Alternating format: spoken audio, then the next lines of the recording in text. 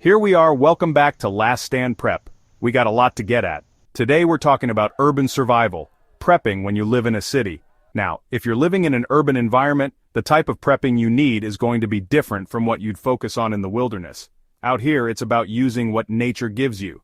In the city, it's about using your head to navigate the concrete jungle. But don't worry, I'm going to show you how to build a solid survival plan for the city, where resources can be scarce and help may be far away. We'll cover the essentials, the unexpected challenges, and how to adapt to stay ahead of the game. So let's get started.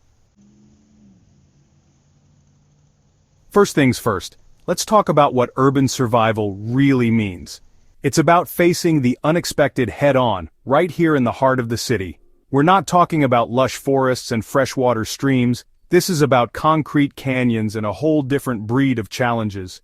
See, when disaster strikes a city, it's not just about the event itself, but the ripple effect it creates. The power grid could go down, plunging millions into darkness. Civil unrest might erupt, turning order into chaos. A natural disaster could strike, leaving a trail of destruction in its wake. These situations can cut off your access to essential resources like food, water, and shelter. And believe me, in a crisis, those resources disappear faster than you can imagine.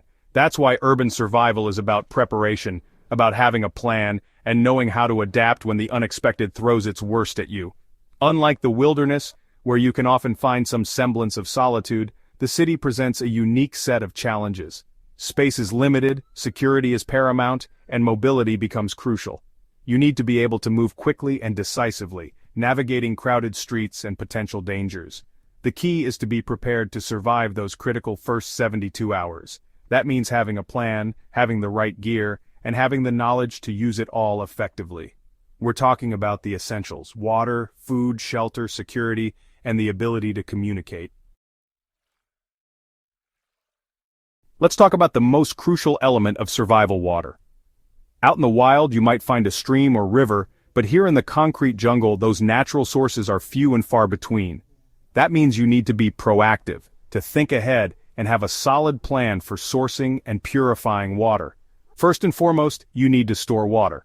I recommend aiming for at least 1 gallon of water per person per day.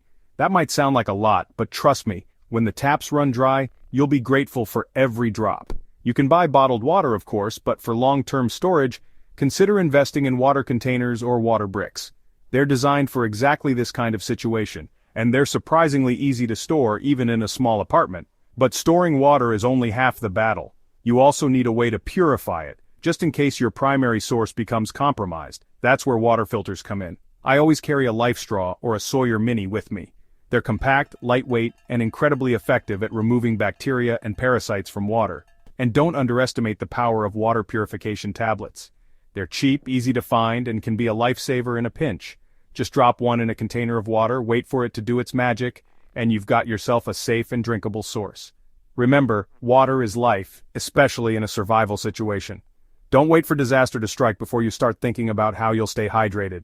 Be prepared, have a plan, and make sure you have the means to purify any water you find.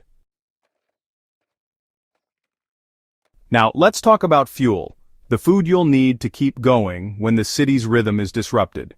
In an urban environment, space is often limited, so you need to be smart about your food choices. We're not talking about gourmet meals here. We're talking about sustenance, about calorie-dense foods that will keep you going when the going gets tough. First on the list, canned goods. They're the workhorse of any survival pantry. Stock up on canned beans, soups, vegetables, and meats.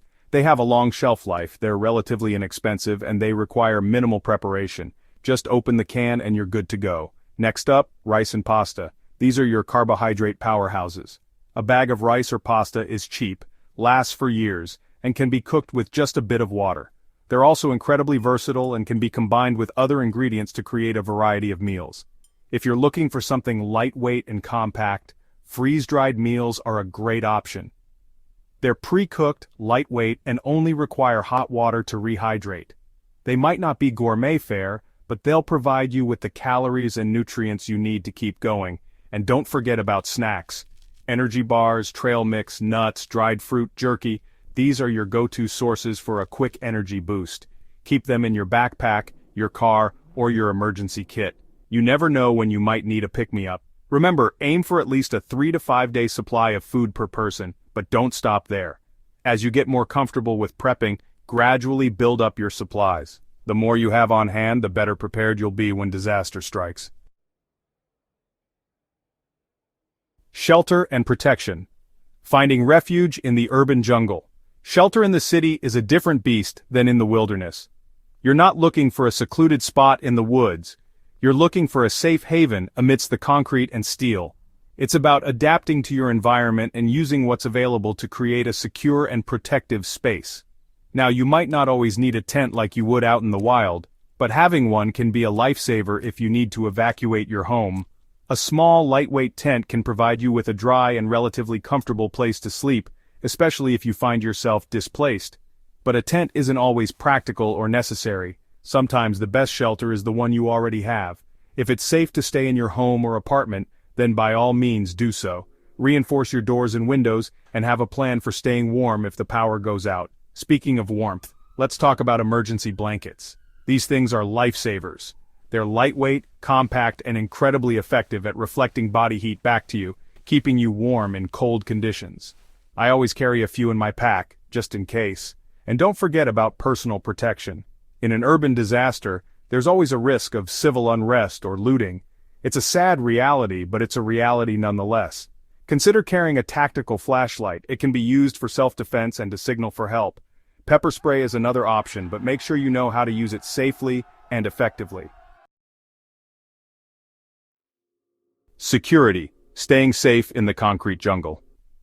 Let's talk about security because in the concrete jungle, staying safe can be your biggest challenge. When disaster strikes, it can bring out the best and worst in people.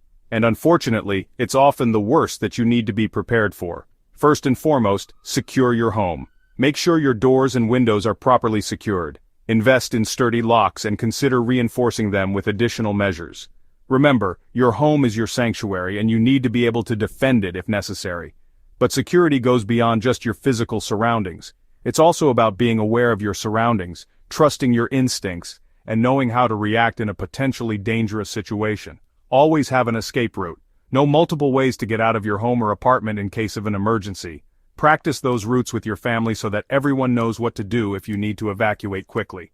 And speaking of family, make sure everyone in your household has a basic understanding of self-defense. Teach them how to break free from a grab, how to yell for help, and how to attract attention if they're in trouble. Remember, knowledge is power. The more you know about potential threats and how to respond to them, the safer you'll be. Don't be afraid to take self-defense classes, learn from experts, and practice your skills regularly. Communication and tools. Staying connected when the grid goes down. In a crisis, communication can be a lifeline. It can be the difference between being informed and being left in the dark, between finding help and being stranded. But in an urban disaster, our usual communication networks can be unreliable. Cell towers can go down, internet service can be disrupted, and you might find yourself cut off from the outside world. That's why it's crucial to have a backup plan, a way to stay connected even when the grid goes down, and that's where an emergency radio comes in. These radios are designed to receive emergency broadcasts, weather alerts, and news updates, even when there's no power. They're relatively inexpensive and can be a lifesaver in a disaster. Look for a radio that's battery-powered, or even better, hand-crank-powered, so you don't have to worry about finding batteries. Walkie-talkies are another great option for short-range communication. They're perfect for staying in touch with family members or neighbors if you get separated during an evacuation. Choose walkie-talkies with a long range and a weatherproof design. Now let's talk about tools. You don't need a whole workshop, but having a few basic tools on hand can make a world of difference. A multi-tool like a Swiss Army knife or a Leatherman is a must-have. It combines multiple tools in one compact package, including a knife, pliers, screwdrivers, and more. A good quality duct tape is another essential. It can be used for repairs, securing shelters, and even first aid. It's one of those versatile items that you'll be glad to have in a pinch. And don't forget about a whistle. It might seem simple, but a whistle can be a lifesaver if you need to signal for help. It's much louder than your voice and can be heard from a greater distance. To wrap up, prepping in the city isn't as complicated as it seems. With a little planning and the right gear, you can be ready for any disaster, whether it's a power outage, a natural disaster, or even civil unrest. The key is to prioritize essentials like water, food, shelter, security, and communication. Remember, we're not talking about living in fear, we're talking about being prepared. It's about taking responsibility for your own safety and the safety of your loved ones. It's about having the knowledge, skills, and equipment to face the unexpected head-on and emerge from it stronger. Thanks for tuning into Last Stand Prep.